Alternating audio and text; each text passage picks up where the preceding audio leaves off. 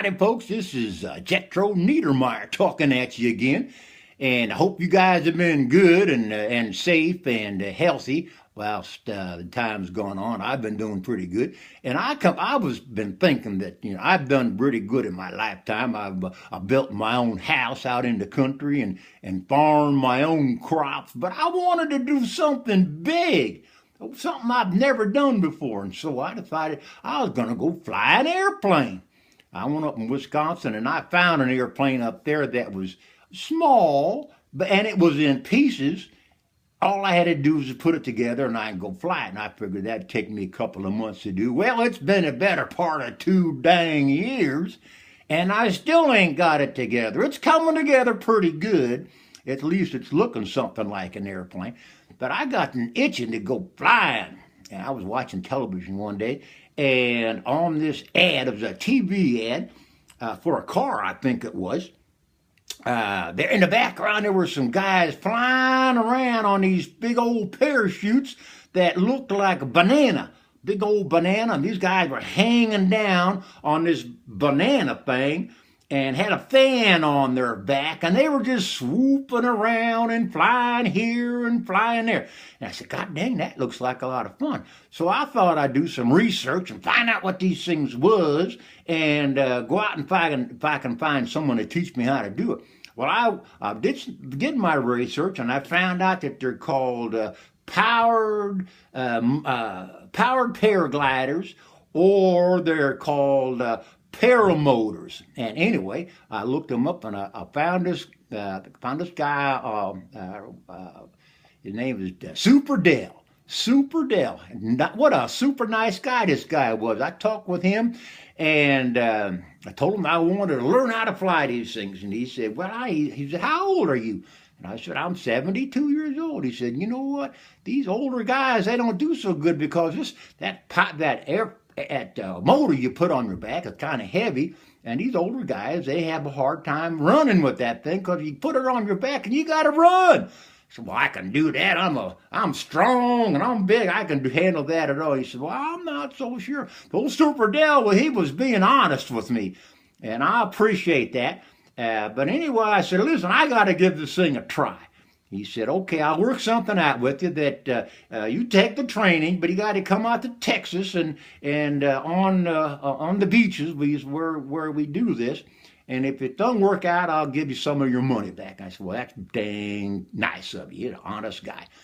So anyway, I went back to my wife and I said, wait, I'm going to go out to Texas and I'm going to learn how to fly these paramotors, paraglide. She said, that's a long ways off. You're going to be gone a couple of weeks. I don't think I like that. And you don't even know if you're going to like it or not. I said, you're right. That's a long way to go. And I can't do it. Super Dell says I can't do it until about January anyway because he's all filled up.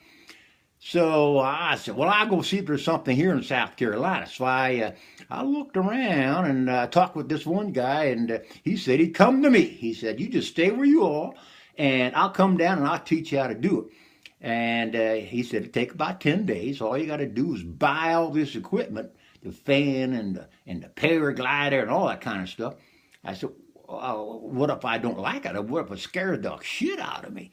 He says, well, you won't. Everybody likes it. You won't have any problem. I said, well, see, how much all that cost? He said, well, I'm thinking about $10,000, $12,000.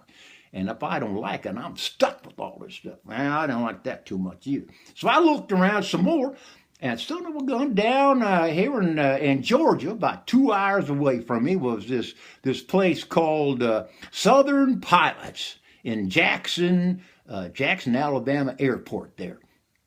And I called this guy up. His guy's name was Mike, and he was the nicest guy. And I told him what I wanted to do, but I wanted to do it kind of quick. And he said, you're in luck right now because we got a 3-day class over Memorial, not Memorial, but Labor Day, just a couple of days ago. And he said, you come on down here. And my partner, his name is Blake, he says, we'll get you going, get you up in there.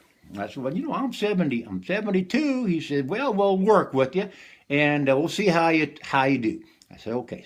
So I went down there, and I met Mike, and I met Blake, and he had 2 other guys there who were going to fly along with me. And one guy's name is Doug. He was an airline pilot. And his son, who was 16 years old, his name was Thomas. And Thomas wanted to be, he was 16. He's looking to get his private license. And they wanted to fly these paramotors too.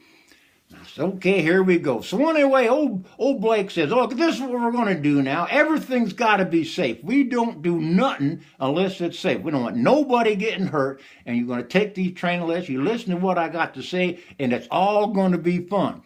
The first thing we're going to do, it's 8 o'clock in the morning now, remember. The wind's nice and calm.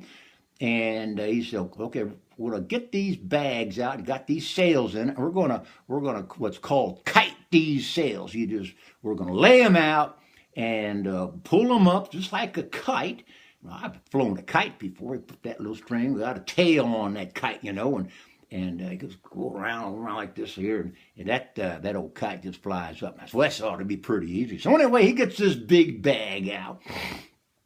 And it looks like a bag you might put a big tent in.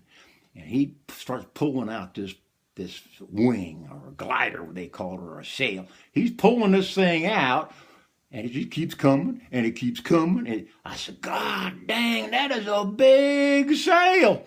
So he stretches the whole thing out, and here we are. He said, okay, now this is what you're going to do. You're going to lift it up. You're going to lift it up, let it fly up in the air, and then you're going to let it down. Going to lift it up, let it fly in the air, and then you're going to let it down. So I get on there, and we got these two things in my hand. They called them risers, and got all these stringing things coming from this riser up to that sail. So I lift it up, and it goes back down. Lift it up, and it goes back down. He said, okay, now what you're going to do, you're going to lift it up real hard and start running backwards. And that thing will float, it'll fill up and go up above your head. And you're going to take these things he called brakes, and you move it this way and you move it that way, and keep that thing right above your head. I said, well, that sounds pretty easy. So when he says, okay, ready, go. I pull backwards on that thing. I start running backwards as hard as I can, and son of a gun, that thing fills up there, and it starts pulling on me. And it goes over my head and crashes down behind me. I said, holy cow, that wasn't how I was expecting it to do or not. So anyway, old Blake gets over there, get that thing all straightened out again. And he said, okay, do it again. If I go backwards, I'm running backwards, and that thing's pulling me this way, and I'm pulling that way, and then crashes down the other side. I said, oh man, this ain't easy at all. Blake said, you got to run. You got to get that thing filled up there, and it goes up above your head, and then you get these brakey things and make it work. Stays up above. Yes, okay, let's give it a shot. So I do it again. Up we go up in the air, and that thing goes up above me here. And he said, you got to run, you got to run, you got to run. I start running, but I can't run it, so he starts pushing my ass. He's pushing it. A son of a gun, all of a sudden, I go up in the air. I'm about 10 feet in the air, and he grabs my feet and pulls me down. Come down to the ground, and that old wing crashes down from me. Holy crap, that was a lot of fun. I like that. I'm getting in the air already. It's only a couple hours into the day. He said, okay, let's do that again. So we get, and I pull that thing up. Up it goes into the air like this. It all fills up. And he says, run, run, run. And I said, okay, I'm running, I'm pulling. And son of a gun, I trip and fall down, and he falls down on top of me, and that dang sail drags both of us about 30 feet. So, oh, Jesus, that wasn't any fun at all. I'm looking down. I got things on my arm. I got grass in my teeth and everything. I said, holy cow, that wasn't any fun. I like flying in the air, but I don't like this dragging thing. So anyway, it's about 12 o'clock, and time for lunch. We've been working since 8 o'clock to 12 o'clock. I was tired, son of a gun. I'm telling you right now. So anyway, we go out to lunch, and we're talking about this, and we're talking about that. And he says, okay, now we're going to go back to the hangar, and we're going to put this, we're going to introduce you to the motor. I said, oh, well, that sounds like a lot of fun. You introduce me to the motor. So here we go. The Doug and Thomas and myself, we go back to the hangar, and I'm talking to Doug. I said, what did you think about that kiting at a big old sail? And he said, I thought it was going to be really easy, but I couldn't figure it out at all. I had that sail going this way, and I had the sail going that way, up and down. And did you get drugged? And he said, yeah, I drugged my ass too. I said, what, did you get hurt? He said, no, we didn't get hurt. All right, that's good. So then we went back to the hangar, and they pull out this motor off the back of this pickup truck, and it is pretty big, and it weighs about 65 pounds. So old Doug, he's a young guy, he's strong, and he gets up there, and you got to kneel down and put these harness things through your over your shoulders, and then you stand up and got this thing on your back, and then you clip it in here, and you clip it in there, and then they start it up. They start this motor up and go, makes all this god dang noise, but it was kind of funny. Old Doug, he's got this big old smile on his face like that, and he's having a good old time. And I said, oh, dang, I can't hardly wait for my turn. So anyway, he turns the motor off, and he kneels down, and he gets this thing off, and his son, who's 16 years old, he gets down, he kneels down, puts his harness on, gets on his shoulders, stands right up, and they start that motor up, like this, and the old son, he's 16 years old, he got this big old smile on his face too, and I thought, oh man, this looks like a lot of fun. I can hardly wait. So anyway, old son, old Thomas, he sits down and takes this thing off. Now it's my turn. So I get down there, and I said, holy crap, I can hardly get down. My knees don't want to bend like that. But I get down there anyway. I've had a little bit of surgery on my knees, but they're feeling good. So I get this thing strapped on my shoulder and start to get up, and god dang it, I can't get up. I can't stand up. This thing weighs too much. He said it's 65 pounds. This felt like 265 pounds. I felt like an elephant on my back. I couldn't get up. So Blake hands me his hand. He hands me my hand, and I grab it, and I pull myself up here, and I said, holy cow, this thing is heavy. So anyway, he starts it up, and I was expecting to have this big old smile on my face, and I got this thing, I said, holy cow, this thing's going to blow my ass down. I'm going to get hurt.